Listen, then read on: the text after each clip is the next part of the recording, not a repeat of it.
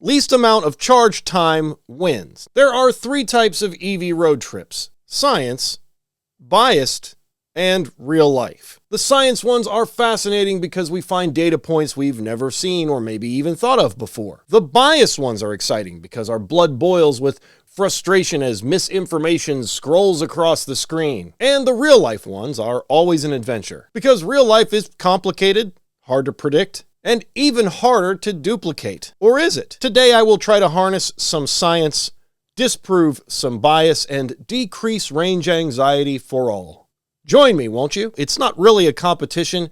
It's just to see if range anxiety is necessary. And if you didn't notice from the thumbnail, we are 60 miles apart in 3 different iterations: 221, 281, and 341. 3 very different cars, 3 different charging realities, and 1 speed and journey. All right, here we are at Washington Ford. It does have a charger, and there is our competitor for the day. It is the Ioniq 5N. So what do you think here? Who's going to win? I don't think it's going to be the Ioniq, but I'll give it a shot. Well, we got EGMP and you got really fast charging, so you definitely have an advantage there. I do not. I am slow in my 24 Honda Prologue. I have the slowest charging car here by light years. And then my wife is over here in the 24 Model 3 long range, and they are ready to go as well. So the challenge here is to challenge, I guess, the notion of range anxiety. Do you get range anxiety in this car? I mean, I get range anxiety a little bit, yeah, but not as bad as it once was, I guess. Have you ever struggled to charge it, or? No. Okay, and I think that'll be the story today as well. Basically, the competition is how long will you have to charge for this trip. We're going to head out I-70. We're going to go right outside of Columbus to a shopping center. We're going to try an EV Go there. And what do you think? What's your network preference? Are you an EA guy? I mean, I've never had problems with the EA. I like the charge point because Hyundai gives me free charge point credits. If I had to choose, the EAs are usually the simplest ones, the fastest ones. I'm a huge charge point guy. Love it. It's easy. You tap and go. Yeah. My free money came on EV Go for this car, and it has the Auto Charge Plus for GM, so it works exactly like a supercharger. You don't have to do anything. Straight plug and charge, right? So, and I don't have that experience with this at all. I have to tap, but either way. We also have 600 horsepower. yeah, 640 if I want it. But yeah. That's right. Press a button. Yeah. Well, let's get started. We'll get down the road. I'll go through some of the specifics here off camera, and we'll get our journey started. Matt, thanks again for doing this. Yep. Okay, we are beginning our trip. I'm at 63% charge.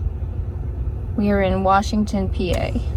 My mileage is 3,803 miles. All right, Washington, PA. We're navigating to a brand new Pilot Travel Center. I'm at 58%. Connie was at 64%. And Matt in the Ioniq 5N, who came from Pittsburgh, was at 62%. First stop is the Pilot. We'll check in when we get there. All right, so here we are at the GM Energy Pilot Station, and it's so new that they've got cones blocking. However, the outside cones are not blocked. So I've got myself pulled in. Matt has himself pulled in here, and he looks like he's going to go ahead and run to 80%. Have you ever used an EV Go? Yes. Okay. All right. So let's we'll get you started here. And your percentage right now? What is it? 36. Okay. And I'm at 35. So I'm lower than you are. You said you're going to go ahead and go to 80. Yep. So here's the ramp. He's already at 74, 75. You didn't precondition, right? No. Is this slow or fast? It's slow right now. I guess he's only going 75. If I stop in Cambridge, it says I have to charge 32 minutes. Arrive with 32%. I'm okay with that. Yeah, do that then. Right now, there's 7 out of 8 charges available. Okay. Is that the slower one, though? Yeah. Cambridge? Yeah. I'm ripping. I'm 142. So we stopped at the brand new EV Go, and it was in Belmont, Ohio, and Matt charged and I charged, but Connie did not. She definitely could have. She chose not to. We're going to go to the Cambridge Supercharger for her and the Cambridge Electrify America for Matt. I may have to do a little bit of a charge in Cambridge. Matt was saying the hardest thing about this is that he's getting passed by Toyota Camrys and Nissan Altimas. So thanks, Matt, for gritting your teeth and driving slow. She's going to the supercharger. We're going to EA. This is really close to the interstate. This is really nice. I'm at 33%. It says I have 55 minutes remaining to continue trip. 73 kilowatts. This is in Cambridge, Ohio. The more people that leave increase my kilowatts. I'm at 106 kilowatts now at Sheaton, Cambridge. Meanwhile, at the Cambridge EA station, the 350 kilowatt was down, and the 150 cabinet Matt plugged into happened to shut down after dispensing just 3 kilowatt hours. We were talking to the other folks at the charger, neither one of us noticed. I did a short charge, but I moved when the F-150 Lightning pulled in because I didn't need to charge, and I got to practice my EV etiquette. Connie ended up charging all the way to 80 in 30 minutes, and that put us back on the road toward Columbus. You see the Golf on the side of the road? The smoke clouds were much bigger before I got to the car as the tire burnt up. By the time I got to him, it had already done most of its disintegration process. He eventually did stop, though. All right, here we go. We did it. There's Matt backing in. So Matt's charging on a Delta 100, and it's going real slow. This one doesn't seem to be doing anything, so I'm going to unplug. And there is an open one that is a 350 just over there. We're going to try it. Okay, so we are at Lorraine, and we're splitting power with a nice Cadillac Lyriq.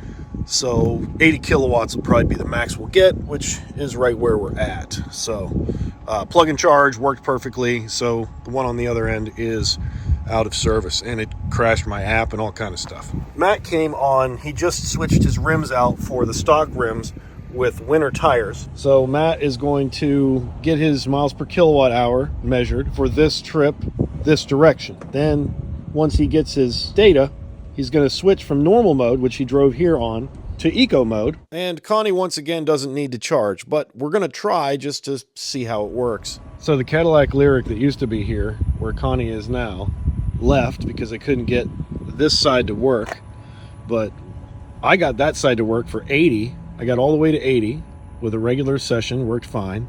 Now we've plugged her in on the side that I just got 80 out of, and the speed is 4 kilowatts. So something's wrong with this cabinet. Take the next left, then turn left. Back at the Pilot, Matt, we decided to be smart this time. We both pulled in, so we went to opposite ones, and he's actually ripping pretty good on the EV Go. 128 kilowatts been going up, and that's at 50%, so that's pretty good. And then I'll check my performance here. We are at 101 kilowatt at 46%. So even for my slow charge, oh, I spoke too soon. Nope, still 100. So still performing pretty good there. Both of us have enough to make it home. So this will just be a top up. Then we'll test Connie's car at this brand new spectacular EV Go site and see what we get. So 2.7 in eco mode. Yes. And then what was the rating in regular mode? 2.4 and normal. And it was the same. We went the same speeds basically. Yeah, nothing different. Okay, so Ioniq 5N. It is a big deal to switch to eco. So we're curious about the blue cones because they are, I mean, this is what they've done. We're curious if they're doing that so other people that aren't EVs don't park here because it's new. But either way, this thing is right off the interstate and super nice. So it looks like the Tesla does a pretty good job on EV Go. So what can we conclude?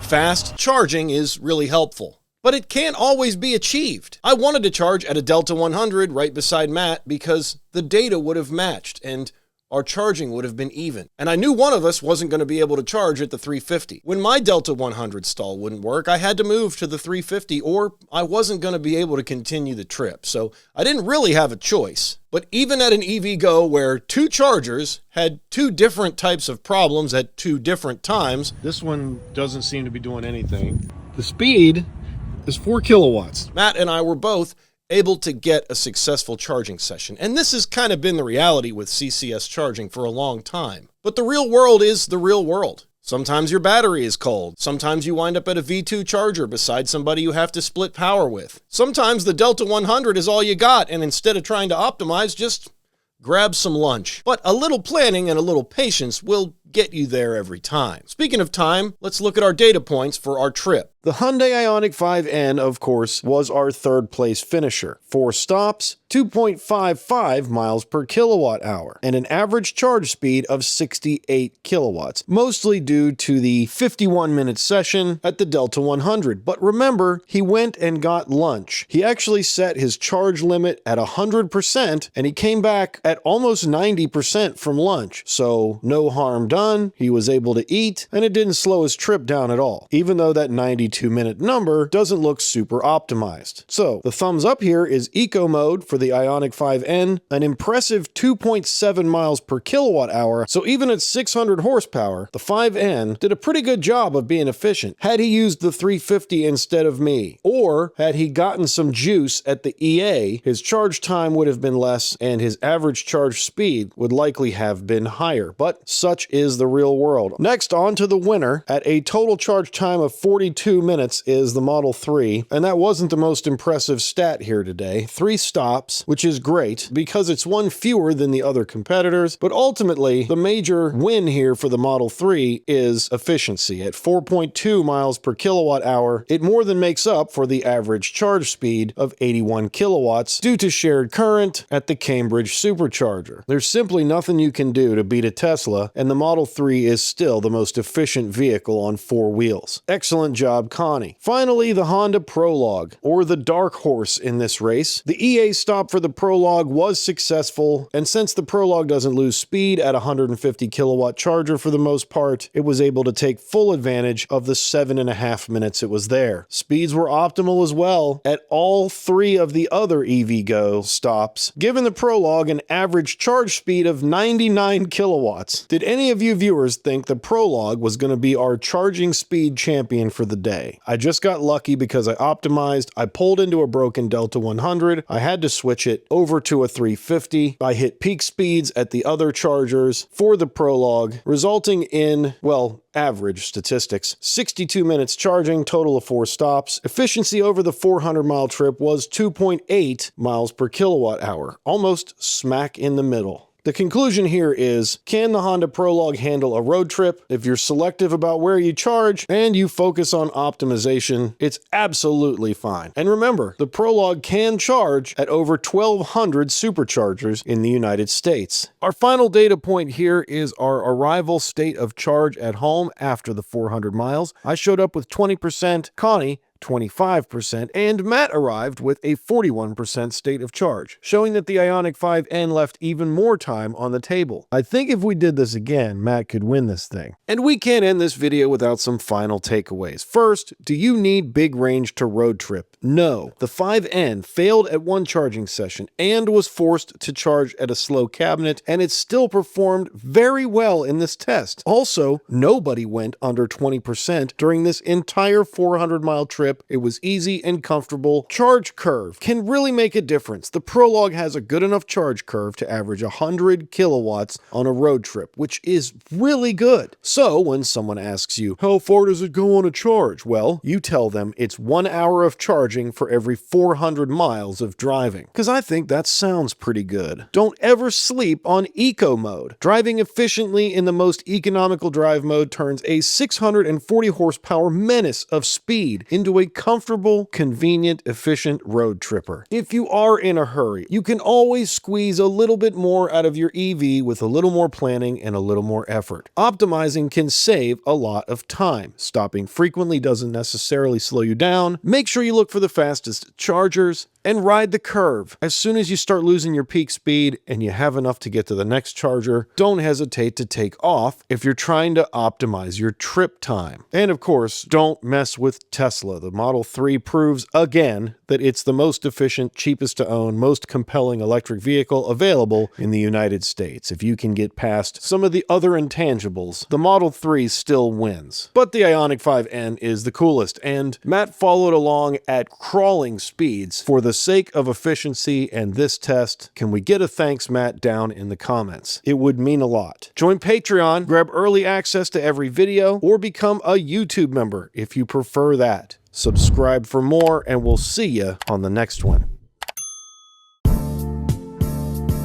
Hey! the like button. Thank you.